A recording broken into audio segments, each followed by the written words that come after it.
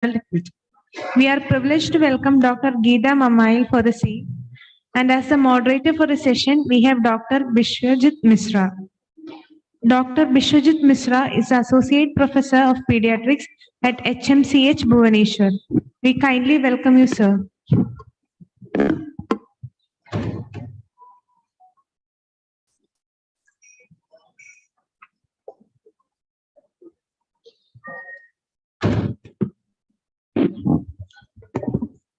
Good afternoon, everyone.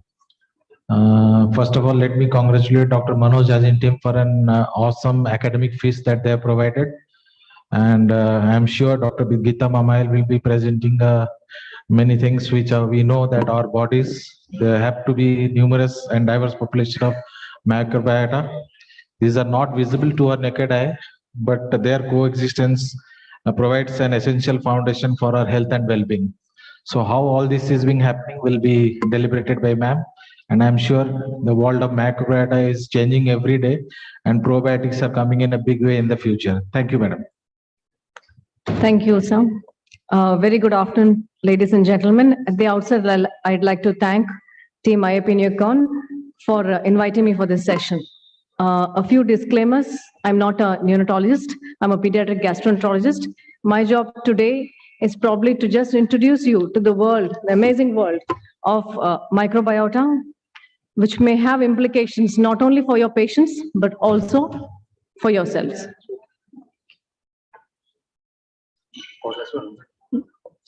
So have you seen this picture? I'm sure you have seen this picture at many travel magazines or maybe on your own.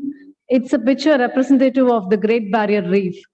It's a picture of the coral reef, something which has multiples or millions of flora and fauna, all interdependent on each other, all living off each other and sustain each other.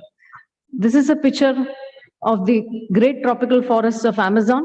Again, another ecosystem which has huge implications on the health of the world.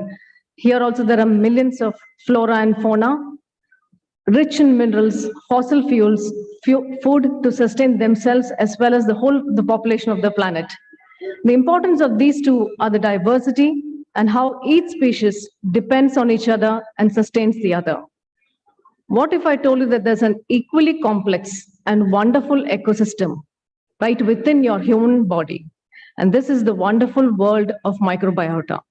Until 20 years ago, we were neglecting this particular organ or this particular ecosystem.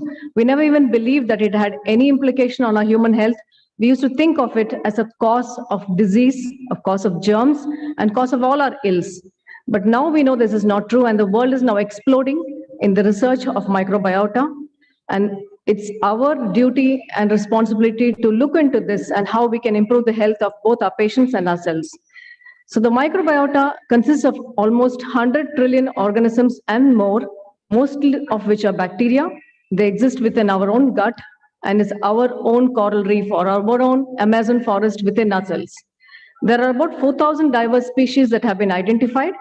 Altogether, they form about 1.5 kg, the weight of an adult liver, which is the largest organ besides the skin. So you have as much as 1.5 kg of microbes within you. And it has been seen that for every human cell, there are about 9 bacterial cells. This is slightly disputed, the number 9, but there are almost 9 bacterial cells that form a human. So are you more bacteria than are you human? Because it means you're only 10% human as it is. In the year 2000, the Human Genomic Project took shape, and it was thought that until then, all the developments of humankind, all the developments of science could bring us only up to this level of treating patients, treating diseases, bringing our successes. We were finding more and more failures or limitations to our treatment of patients. So it was thought that identifying the genes, the human genome, would help us find the root cause of all diseases. Thereby, we can find specific cures for specific diseases, and therefore we would be on our way to immortality. But this did not happen. At the time that this genomic project was going on, there was a bet among all the scientists who were involved in this project about how many genes could a human being actually be having. It was by then known that mice had about 23,000 genes, a wheat grain has 26,000 genes, a worm had around 20,000, 500 genes. So what do you think would be a human being's genes? And the common talk among the scientists was that it could be 40, it could be 50, it could be 100. The highest was 150,000 genes. That was the bet. Ultimately, it was won by a person who expected that the genes would be 40,000, but in actuality, the number of human genes is just short of 21,000. So we are no bigger than a worm when you take in terms of genes. How can a human being so intelligent, so full of complicated stuff, be just little more than a worm in genes? Is that all we're made of, or can we really find the answers to all our problems in genes? Actually, the 100 trillion microbes which are inside our body collectively form about 4.4 million genes, which is much more than our own genome. So is this just a coincidence, or is this just some trivia to be known and forgotten, or does it have any implications on our human health? This human genome project was subsequently followed up by a human microbiome project, which was initiated, and the first phase came out in 2012. The idea was to find more information on what makes us who we are. It's not just the amount of genes that we have, but it's also the genes of the organisms that we contain. And these organisms are there from the time we are born till the time we die. So it is only common sense to understand that these genes would be having an implication on our human health. So the interaction of the microbiome and the human genes was then found to be important in all our activities, all our diseases. So we know that certain jobs are done by the human genes, certain jobs are outsourced to this bacteria, and certain jobs are done by the interaction of these two. So understanding the implications of these genes, of the microbiome, and the interactions would probably hold the key for our future health. So the key to good health or better health is literally within yourselves, and we should not be ignoring this. As we know, and you're all neonatologists here, we develop from 3 tubes. The one tube which develops in the neurosystem is given as important as the brain of the body. The second tube, the heart, is also a vital organ. Somehow the third tube, which develops into the GI system, is not considered to be a vital organ. It's considered to be a secondary organ, but that may hold the key to the better development or the better longevity of the human race. So the microbiome is just an overview that I'm giving here. It's not a detailed discussion, just to interest you in the subject. It starts in the oral cavity, it's present on our skin and extends up to the anal cavity. And as you go down, you'll find that the number of bacteria or organisms keeps on increasing exponentially, and it's maximum in the colon. So the term microbiota is basically used to refer to the organisms, and the microbiome is to their genes. Now, one of the initial diseases which was studied in relation to microbiota was inflammatory bowel disease. Now, inflammatory bowel disease is common in most developed countries and is also increasing in Kerala, in the developing countries also. It was thought to be a genetic cause in association with the environmental triggers, which would result in a disruption of the mucosal barrier. And it was found that no matter how much medication you give, no matter how much advances you came in the treatment of inflammatory bowel disease, in spite of biologicals, you still could not reach that point where you could cure all these patients, or you could even bring about remission in all these patients. It was then found that probably we're looking in the wrong direction. To allow for better efficacy of these medications, it was probably time to look into the microbiome. And it has also been identified that dysbiosis, or a disruption in the microbiome of the human body, could be the reason why we are perpetuating or the disease does not come under control. And this has been evidenced by the remission induced by giving elemental diet and fecal microbiota transplantation.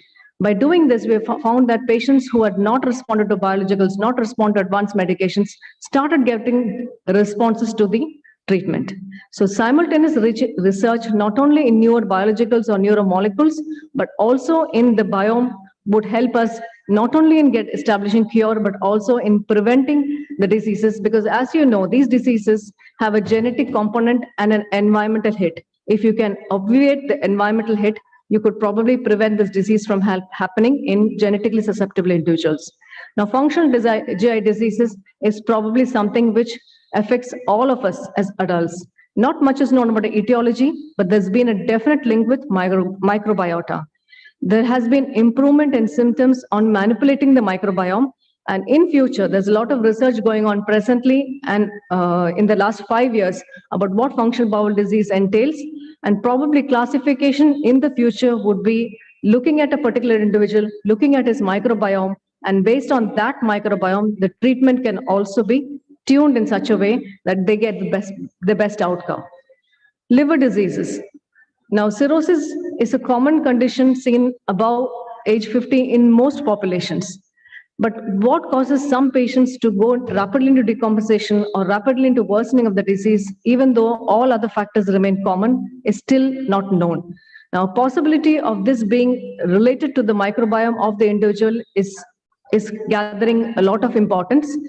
The incidence of hepatic encephalopathy, it has been known in studies that it can be reduced by giving fecal microbiota transplantation. Alcoholic hepatitis has known to be improved. The enzymes have come down and the recovery of these patients has been quite rapid while giving FMT.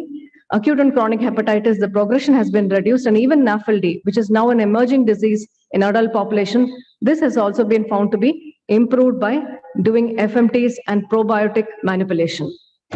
Now, aging and the microbiome has been an oft-studied subject. As you can see in this diagram, the newborn, which is thought to be born sterile at the time of birth, and I'm sure this has great implications for neonatologists.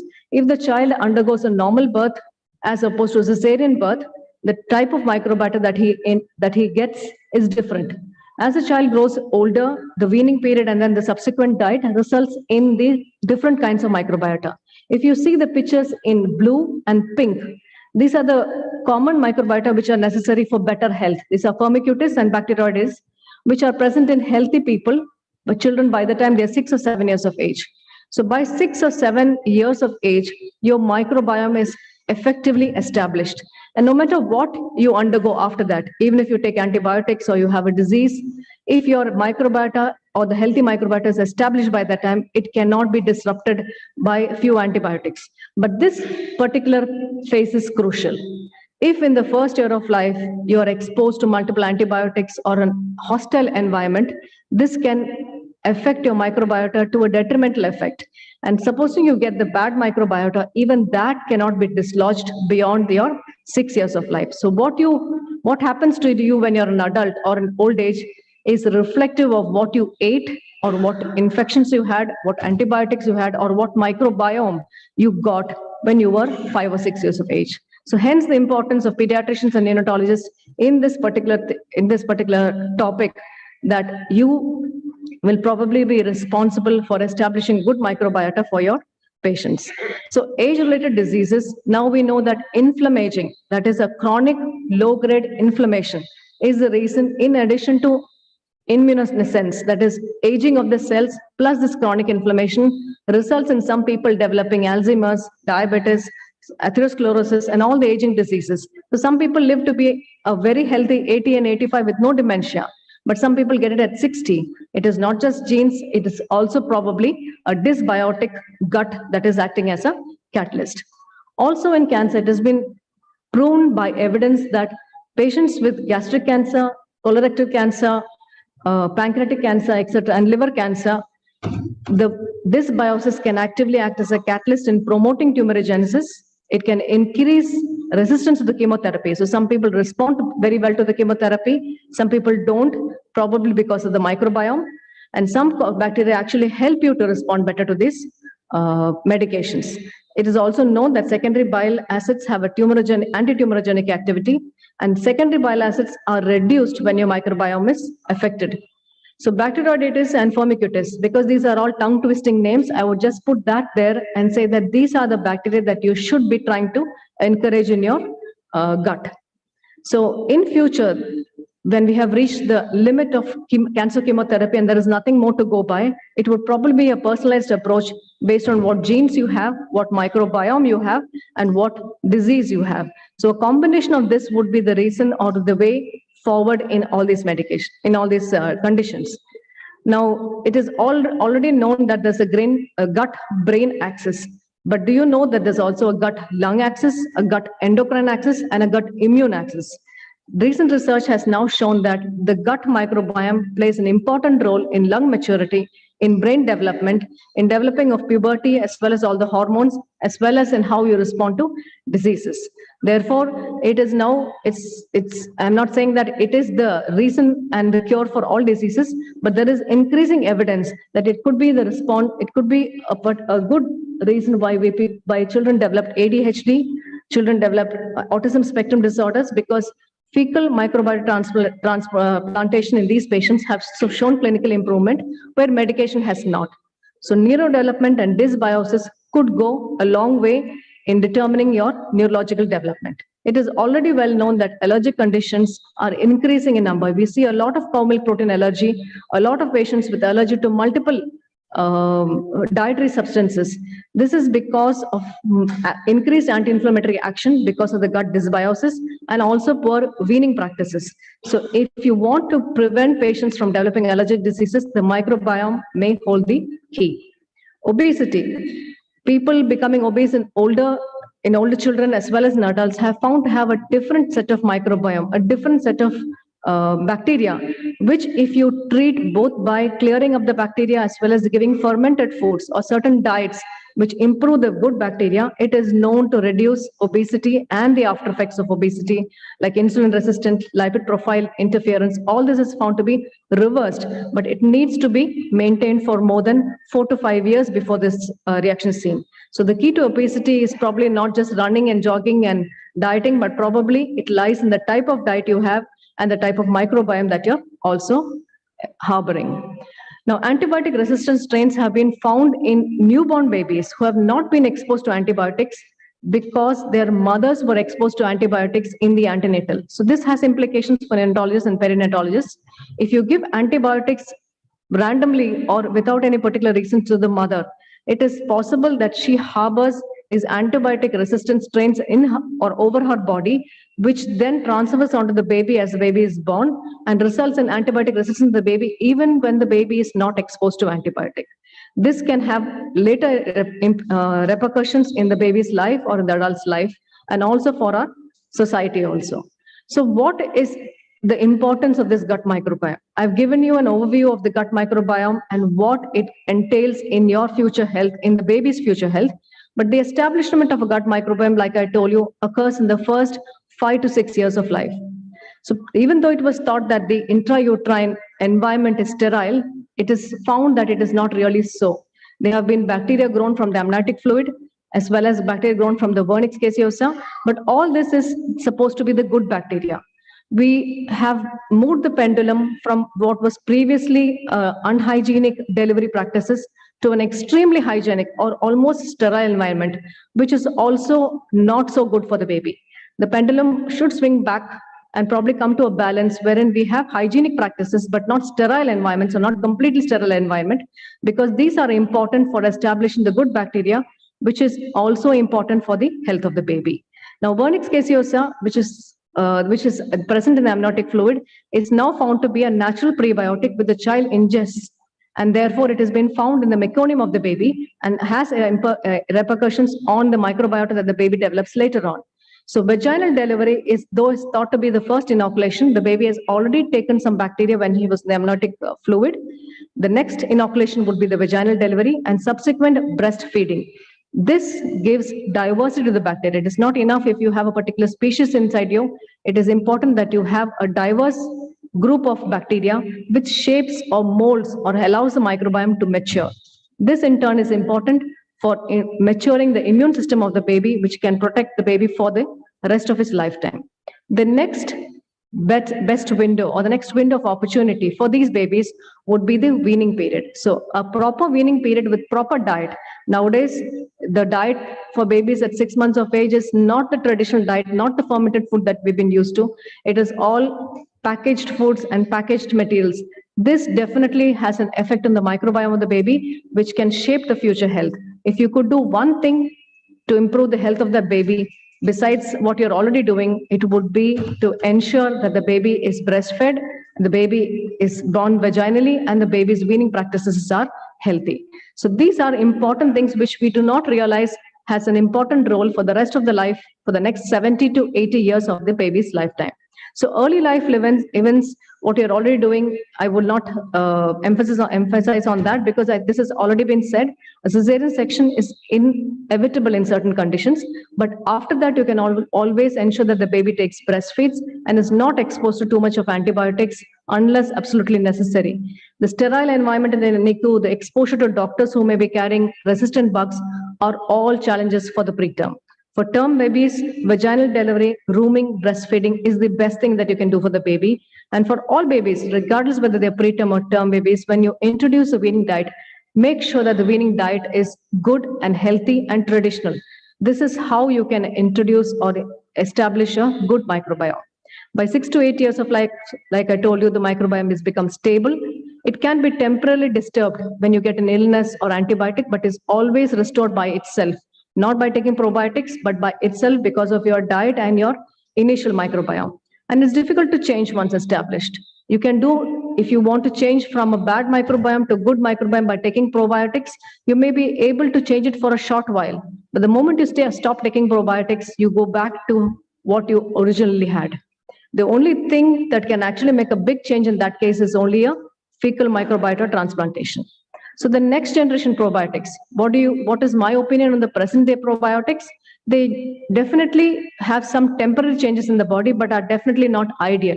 So we are looking forward to a next generation probiotic to identify commensal bacteria, which can be developed into more efficacious probiotics, which can eliminate even pathogens and play the role of what the microbiota is doing presently in our body, prevent antibiotic resistant bacteria, and also reduce the inflammation that I earlier mentioned, thereby preventing all these lifestyle diseases like functional bowel disease, hypertension, diabetes, etc. Therefore, the role should probably be more preventive rather than therapeutic. More work needs to be done. What we know is probably just the tip of the iceberg, but we are hopeful that in future, or our children can have the benefit of this microbiome. The knowledge at present is limited regarding which bacteria, how much should be given, how often it can be given, and what it actually causes. And since we know that the bacteria are good, but how do they actually affect the disease, or what are the interactions, is yet to be determined. So that is what we know, what we think we know, and an awful lot which we don't have a clue about, but we'll talk about it nevertheless, at least to keep the dialogue going. So the future is full of exciting possibilities. What we need to focus on is the functional core microbiome. Just like I told you, the microbiome, the gene, and the interaction is what is going to be the future. Beyond FMT, even though it is very efficacious, has an UG value. It is a quite icky thing as of now, but it probably will become more palatable in the future with better diagnostics and better therapeutics. But how to alter the microbiome would hold the key to probable future immortality of man. But it is a long way to go before it comes to clinical practice. So I thank you for listening to me. I can take some questions. We can take 1 to 2 questions. Any question? Yes, ma'am. Yes, yes, sir. Yes, ma'am. I want your recommendation on, how to have a healthy microbiome for the adult. For the adult. Okay, so like I told you, ma'am, by 6 to 8 years of life, or by 10 years of life, your microbiome is fairly well established. If you want to change your microbiome beyond this, as an adult, you would have to take more of fermented foods, go healthy, stop taking much of, you can take meat once a week. This is the recommendation. You can take meat once a week or even less.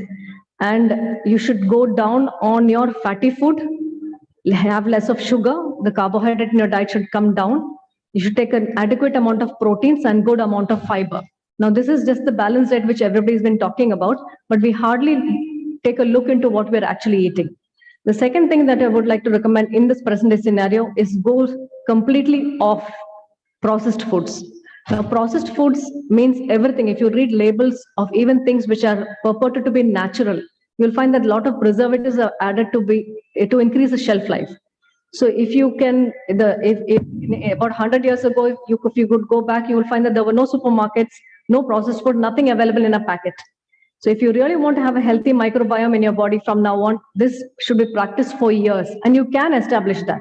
You can establish a better microbiome by going as close to the farm as possible, or as close to the cereal, non-processed cereals, non-processed grains, the fresh grain, as fresh as possible, fresh produce, non-preserved fruits. It's very difficult to do in real life, but as far as possible, go back to nature. Go back to nature and try and avoid taking anything that contains added fat, trans fat, or saturated, or you can take healthy saturated fat, but not the unhealthy saturated fat. Reduce the amount of sugar in your diet, increase the amount of fiber, and go slow on meat. This is the best way, especially when you cross 50, it is time for you to look after your colon. So these are the recommendations for having a healthy microbiome, but it's not enough if you take it for 3 months or 6 months or 1 year. You must take it for years and years, and you should change your lifestyle and make it a way of life. That way it can have beneficial effects, even if your microbiome was not healthy to begin with. Great. Thank you. Thank you, ma'am. Thank you. Thank you, Dr. Geetha. Yes.